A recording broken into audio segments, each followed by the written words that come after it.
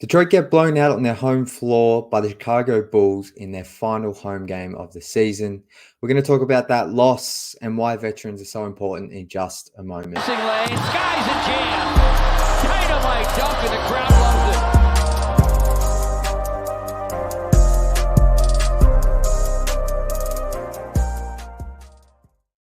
Welcome back to Pistons Intellect. I'm your host, Jack Kelly. You can follow me on Twitter at Jack_Kelly_313.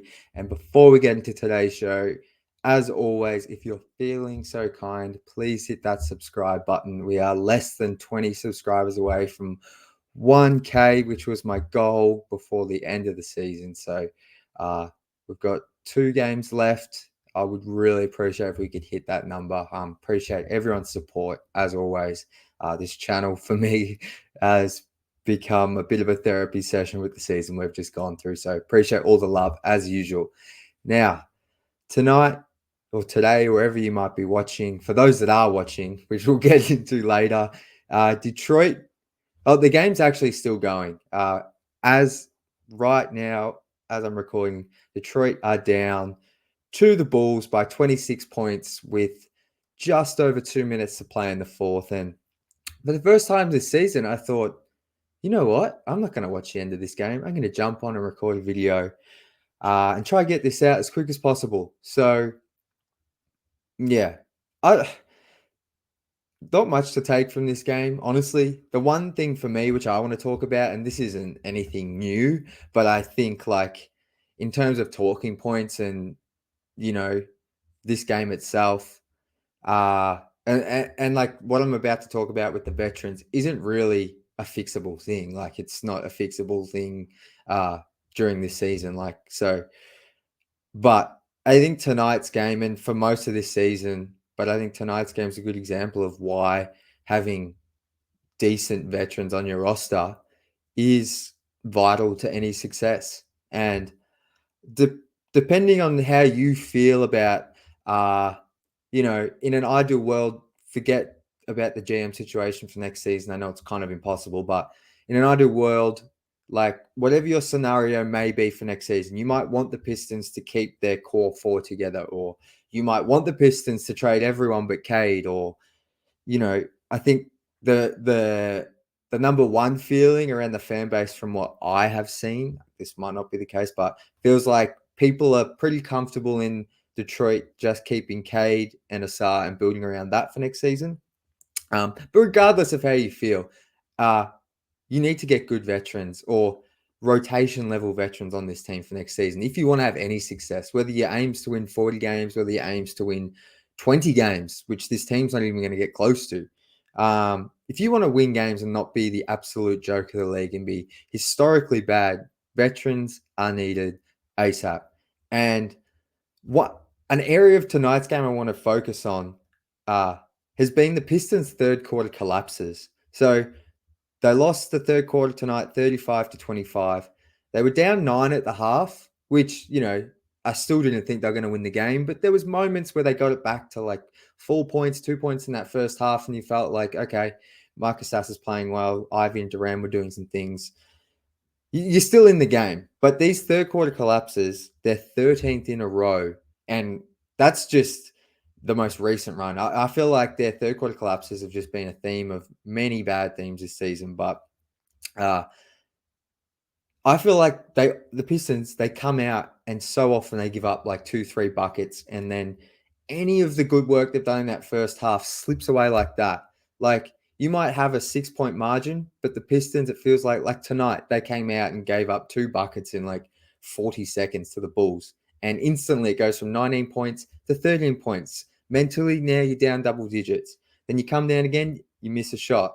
And it's just like the pressure keeps mounting and mounting. And then, you lose the quarter by 10 points and you're down nearly 20 and game over for this team. So, I feel like some of this clearly is on the coaching staff. Like this kind of trend of just coming out of the halftime break when you've just had like 15 minutes together, that's on the coaching staff, but I also just think it's on the players and the players that are available for the coaching staff to use. Like they've got young guys out there.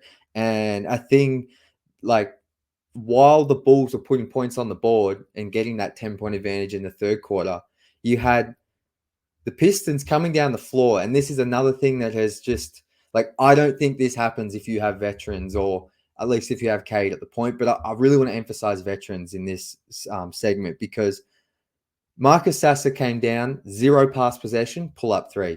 Jaden Ivey comes down the court, 0 pass possession, step back, mid-range jumper along the baseline. And then, like, those consecutive possessions mixed in with turnovers are horrific. Like, it's just, you're giving up points on the other end, and then you're not even generating a good offensive look. Like, you're just coming down and taking the first shot available, which is a poor one. Like, pull-up jumpers, like, unless you're feeling it, like, or you're an absolute superstar of the league or a star, all-star, like, I just don't think 0 pass possessions with pull-up jumpers are good a lot of the time. Like, move the ball, swing it, and then, if you got 10 seconds left on the clock or 8 seconds, that's fine. Give it to Sasa. It's not a great possession, but if you've moved the ball around, nothing presents itself. Okay, I don't mind a guy like Sasa taking someone off the bounce and knocking down a mid-range, or taking that jumper. But when it's your first, like, play, like, that's your first go-to, especially when you're down, you're losing and you have no momentum. Like, I just can't stand that. And that's on the coaches once again. Like, this isn't me scapegoating them, or not scapegoating, sorry. This isn't me giving them a pass at all. I'm just saying, like, at some point the players have to take accountability. And I just feel like those shots from your backcourt are just poor shots. And, you put those together with the turnovers, like I said, and it's no wonder the Pistons go from being down single digits to like 20 points down within 10 minutes. It's been like that all season. And I feel like if you have vets in there, you have guys in there who are rotating, starting level players, they don't let that happen. And if they sure as hell don't let it happen consecutive times down the floor. So it's just a youth thing. But, at this stage of the rebuild, it's just ridiculous that this is, the theme. But, I just wanted to highlight that, because I think when we think about veterans a lot of the time, we clearly just think about the output they'll give you, the stability they'll give you defensively, the stability they'll give you on offense. You know what you're getting. But I think it's moments like this, even if the Pistons do decide next season, say they get a new GM and they still invest in the youth, like, I don't think, and James Edwards cited this in one of his pieces from last week, or this week, sorry. But you just can't have 4 first-second rookie contract guys out there. Like, next season, regardless of what the end goal is for the win-loss, like, you need to constantly have 2 veterans on the floor. And the days of, like, having 3 20-year-olds and a 21-year-old, running the show all the time, like, they have to end immediately, or next season. It's just because the decision making, it's even with Cade, like, he's still so young. Like, I feel like Cade and like a veteran makes sense. But if you have Cade as your main guy, who I back and love his game, but like, he can be turnover prone at times, and then you're having like Ivy and Sasser as your other decision makers, like young players who haven't figured this league out at all. I just think it's a recipe for you get what you've gotten this season. So that's my take on it all. Let me know your thoughts. But yeah, once again, I think the Pistons tonight had, like, it says they finished with 20 turnovers. They had 16 like midway through the third. It was just, disastrous in that sense. So I want to give a quick shout out to Marcus Sasser. I'm just going to check the box score now, but I think he only scored 18 points in the end. But his jumper kind of returned tonight, 8 of 15 from the field, 4 of 10 from 3. Obviously tailed off towards the end of the game. I think he had like maybe 16 in the first half or 14. But he finished with 20 points, 5 assists. Look, I've never, like, even when he was struggling to shoot, or like, I've never wavered on the shot. I think he's going to be an excellent shooter in the NBA. Clearly he has a lot of other things to work on, but I think, I've never wavered on the shot. I think he's been one of the best. Well, I can't say one of the best, but up until probably the last month or so, he was one of the best pull-up shooters in the league, not for a rookie, like in the league.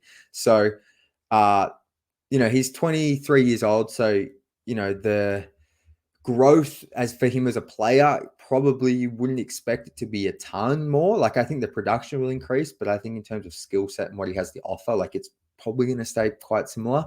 But nice to see him get a 20 ball because, yeah, it's been since his return from injury and dealt with that respiratory infection, he's been a bit all over the place. So nice to see him get 20 points tonight. Now, last talking point where I want to finish today's show is I had a bit of a laugh. Amari Sankofa tweeted out, the Pistons beat writer for the Free Press, tweeted out. I'm just going to pull it up. This was probably during the first quarter. He goes, TL's quiet. Pistons Twitter has finally had enough. And I just found it funny because it's like Pistons, like the Pistons fans, but just this Twitter and this, it's like we've had enough ages ago, man. Like, I know, like, it just feels like no one's been watching this team in like the past month, rightfully so. Like the stuff with K's injury, with him constantly, he'll be questionable, and then like 5 minutes past the tip-off time or the broadcast beginning, he gets pulled out of the game. So especially since that Atlanta game last week, like there's been few reasons to watch this team at all. But yeah, it got me thinking, like, who's still watching and like fans being at the final home game of the arena for the season. I was just thinking, for some reason, it got me thinking about some of the things we've witnessed on that home court this season. Like, we've seen Cade Cunningham almost reduce to tears after they lost the 25th straight game to the Jazz. We've had fans put paper bags on their head. Sell the team chants were a huge thing for a couple of weeks there in that end of December when the Pistons were just on that historically bad stretch. And it's just been an absolute, we've got 2 games to go, and it's just been it's been the worst season ever for Pistons fans. But in the context of like historical stuff, like, it's just been a disastrous season of all time. Like, I can't, like, and it's kind of gone under the radar because, not under the radar, the Pistons have copped a heap for it, but like, because the Wizards are also struggling, and the start of the season, the Spurs kind of were. But like, yeah, the fact the Pistons still rank, like, let me just pull up the attendance numbers here. Give me 1 second. Because I believe the Pistons, and this is a credit to everyone in Detroit who still goes to games. Like, I can't wait to get to my first game for what that's worth. But like, just looking at the numbers here, the Pistons, where do they rank? So the Pistons, this is on ESPN.com. Go have a look. The Pistons average the 15th most fans. The 15th most fans at their home game in a historically bad season. Like, this fan base is fucking incredible. Like, I know, like, sometimes there's like a 1% of this fan base who says stuff on Twitter or social media who you just, they cross the line, but I feel like that's the case in anything really. But like, this fan base is actually incredible. I know LCA is a bigger arena, so they can hold more fans, but the fact Detroit are 15th in attendance for the season, in the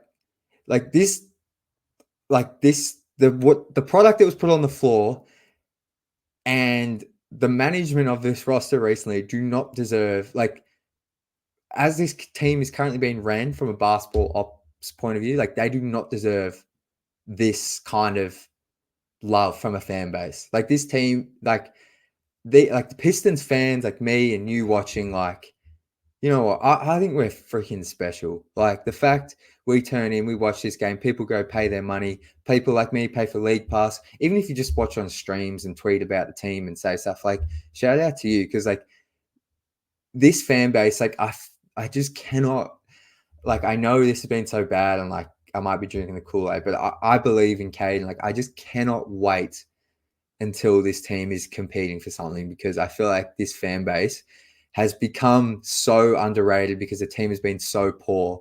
Like, you think about the Kings 2 seasons ago or last season, and just how they brought their entire fan base to life with the light, the beam, and the noise in that arena. Like, I feel like the Pistons fan base can go way higher than that.